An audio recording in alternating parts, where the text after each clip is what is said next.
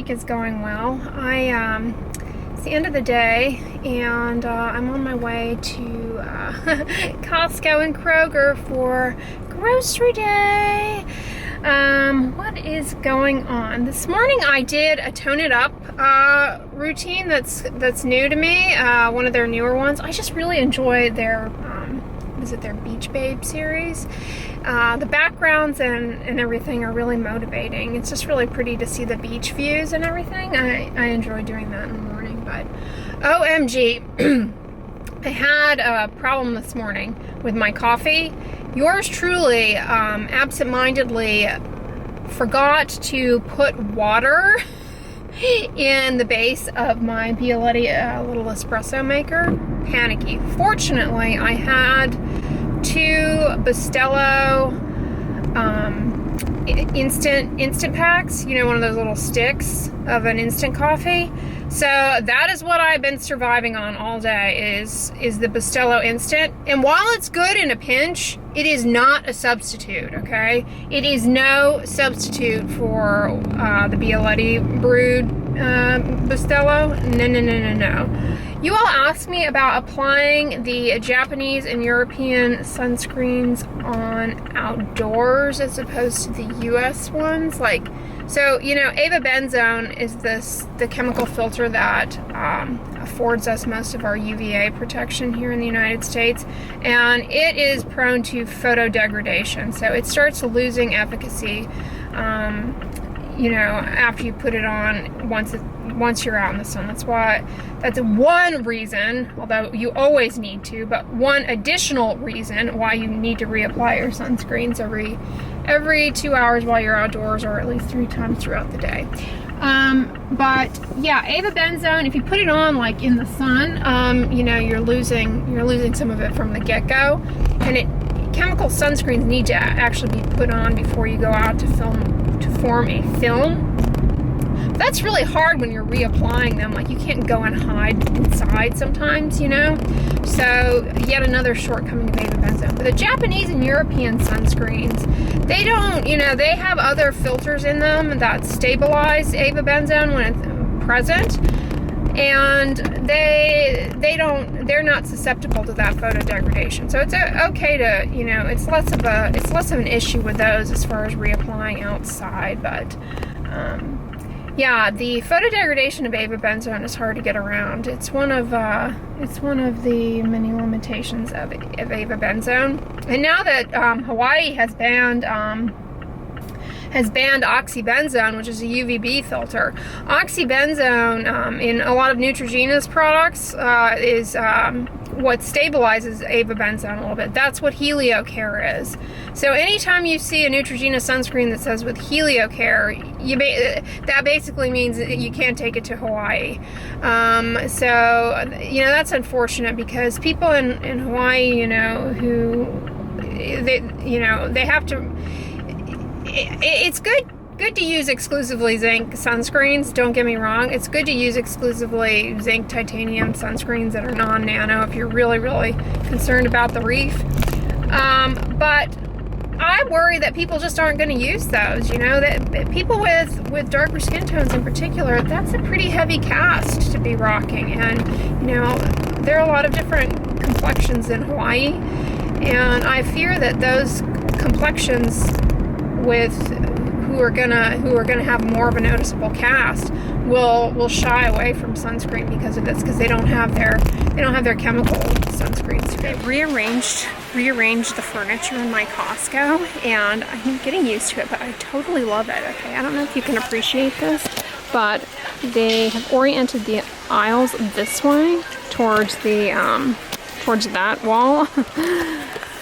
Whereas before they were going in the direction where the open lane was in the direction of the cash register. So people would like line up and make it congested. So it's much more logical this way. Ew, Orgain has protein bars. Has anyone had these? I really enjoy their protein powder.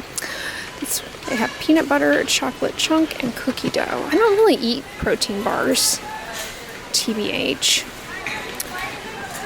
But these seem promising in a pinch. kind of like the pinch I experienced this morning of realizing that my coffee was not gonna be produced. So you recall one other time that I was in here? And the woman sampling the Smarty Pants vitamins was shouting, "Smarty Pants vitamins!" They have her on pickles today. Spicy pickles.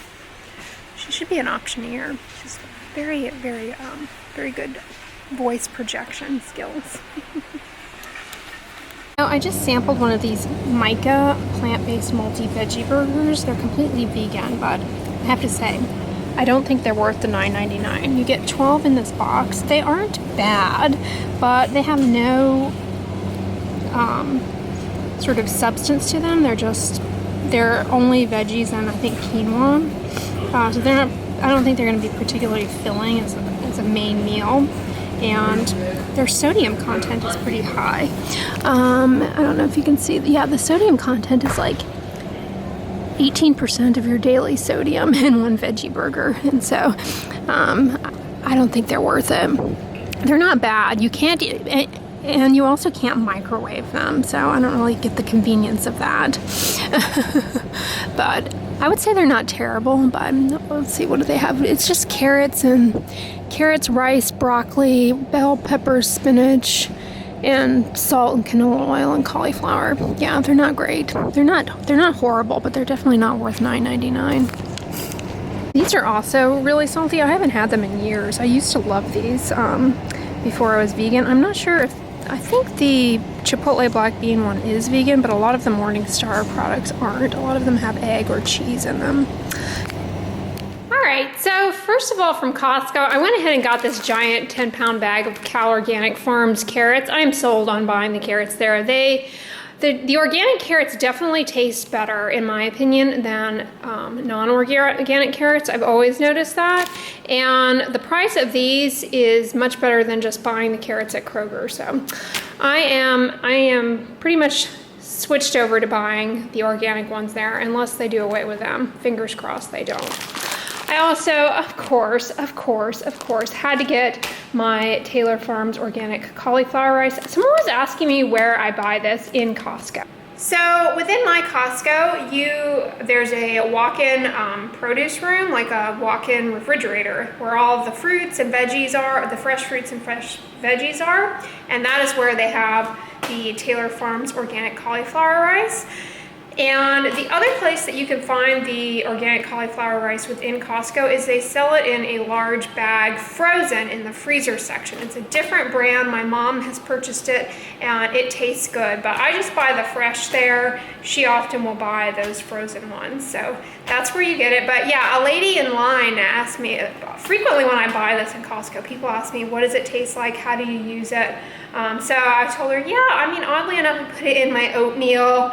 But another way that you can have it is in rice-based dishes, to substitute out some of the rice or to bulk up the dish. And it just kind of takes on really the flavor of whatever you're cooking. It's pretty inert. It doesn't even have a really, really strong cauliflower taste. Maybe that's because I'm really used to eating it, but I find that it tastes really good and tastes just like pretty much whatever you are cooking with, whatever seasonings or sweeteners you're cooking with. It will assume that and just kind of be there. You won't even know it's there. And then these are not organic. They're the celery sticks from Taylor Farms, but I really like them. I get them at Costco as well. And I also get my unsweetened almond milk there at Costco. And for a while I was kind of curious, is this actually vegan? Because it didn't say, and I know sometimes the vitamin D added to things can be technically not vegan.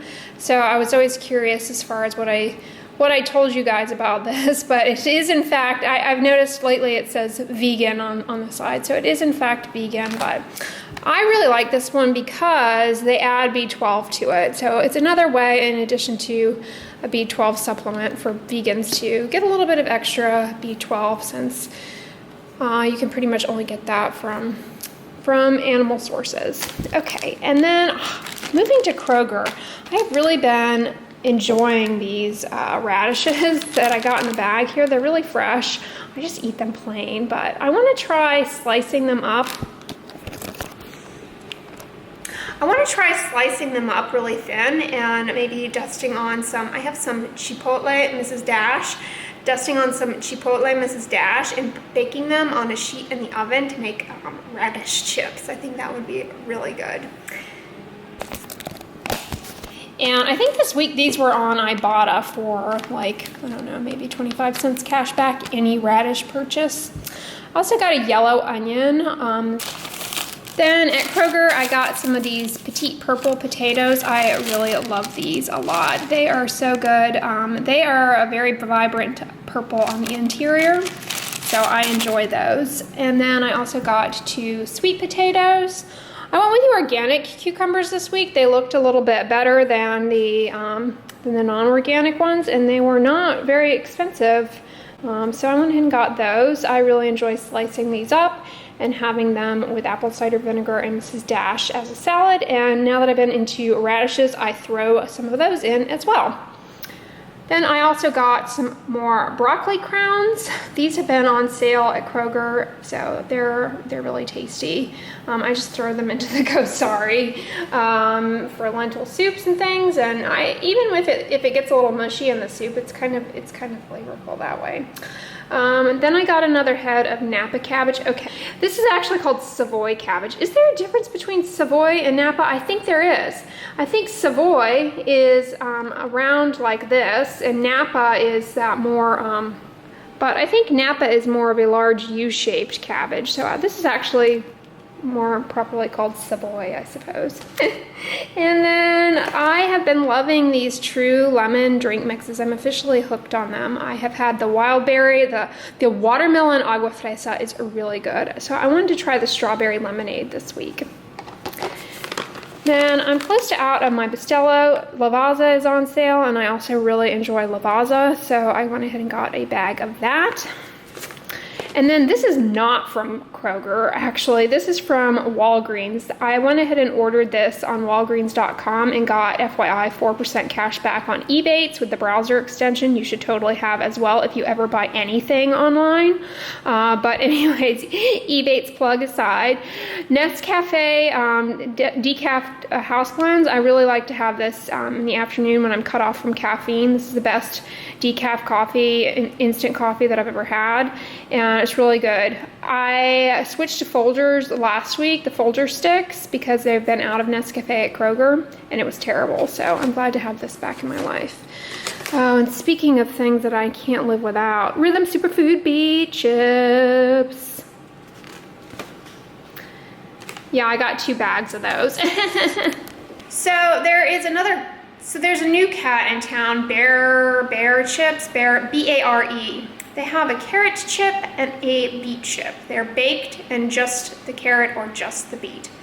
And I'm interested to try them. My Kroger carries them. However, my Kroger only carries the sea salt variety of the beet chip, and it is $1 more than the Rhythm Superfood one, so that's why I haven't bought it. So the Kroger one has added salt, and the naked Rhythm Superfood beet one does not. So, and plus it's $1 more. So I haven't bought them yet, but I don't know if Bear has a naked beet chip. I need to try it if so, but I don't know, I'm pretty loyal to the Rhythm Superfood naked beet chip. But yeah, that's everything that I got at Kroger and Costco this week, so I'm gonna put all this away and I'll check in with you guys later. Well, hey guys, what's up? I just got out of the shower after the gym, and my Kosari is going along. I'm having that same dinner that I made the other night and showed in my vlog, the Eye of the Goat beans from Rancho Gordo with just carrot and onion and ginger. It's so good. I'm hooked on these like simple Kosari dinner soups. It's my weeknight go-to. If you missed that vlog, check it out, but it comes out really, really good, and I mean, just minimal ingredients, very fast. Highly recommend. You don't have to use those beans, by the way. I mean, any bean will work. I just happen to have those, and they are so beautiful. Okay, so sunscreen verbiage for today. You guys, I'm sorry. I have tried to make this work. This is the Drunk Elephant Umbra Sheer Physical Daily Defense zinc oxide exclusive sunscreen, and I just can't. I just can't. I just can't. I put it on. I mean, this is just purely, you know, I reviewed it for you all. I told you the merits and shortcomings of it objectively from the ingredient list. But as a consumer, you know, using it, you know, and just trying it out, I don't get how people can like this. It is terrible, okay? I mean, I don't know if it has something to do with Houston's humidity or what. I put this on and it's like, it just cakes up, it falls off. I don't believe this is giving consistent sun protection. I would totally love to actually test this in a lab, to actually do photo testing on this to find out. I mean, I'm sure when you put it on, at the required dose to get to the SPF, the required amount, I'm sure it gives good SPF. I'm sure it gives, you know, the SPF 30. It has to, otherwise they couldn't put that on here. But I'd be interested to know, like, come back 40 minutes later. I'm suspicious that it's gone. I'm suspicious that it's just clumped up and it's uneven. And I think it has to do with all of these, you know, the marula oil or whatever the else the heck they have in here. But anyways, another brand that I've mentioned on here before that is not technically coral reef friendly because it is a combination sunscreen and it has the chemical filters in it. So, you know, I mean, you just can't avoid it. But blends in really well, cruelty-free and vegan, are the Nature's Gate sunscreens. These are I have here a kids one that is water resistant up to 40 minutes. SPF 50. This is a combination sunscreen. And then I have a water resistant one here that is SPF, again, 50, water resistant up to 80 minutes. This is a good one for running outside in the summer or outdoor activities where you're sweating a lot. This is really wonderful. They're both great. This one is a little less runny, a little less water resistant than this, but they both are water resistant. And they go in pretty heavy. They're very, very moisturizing, and they don't leave a cast, they leave a shine. But I've worn this in very, very hot conditions. I've worn both of these in very, very hot, humid conditions running on the treadmill, and I don't find that my face feels occluded or overheated when I put either of these on, and it just kind of slowly, the moisturizing vehicle kind of slowly absorbs into my skin as I'm working out and sweating, and just kind of stays there. It doesn't become unbearable to wear. I think that's a really big thing with compliance with sunscreens. These feel comfortable through the duration of your activity. This does not. This feels like, I don't know, like putting chewing gum on your face. That's the closest thing that I can equate this to. But I'll just show you guys how it comes in. I mean, it comes out really, really creamy. It's a cream-based vehicle, and I'll just do it here on my neck because why not?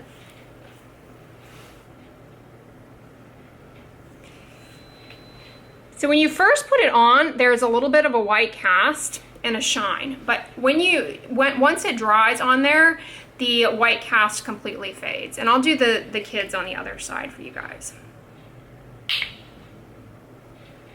The kids is a little bit less moisturizing of a vehicle, so it goes on a little bit more expeditiously. I mean, I'm obviously not applying enough to go out, but it's late at night and I just got out of the shower. And I'm gonna go to bed with sunscreen on my face. Ooh, living dirty.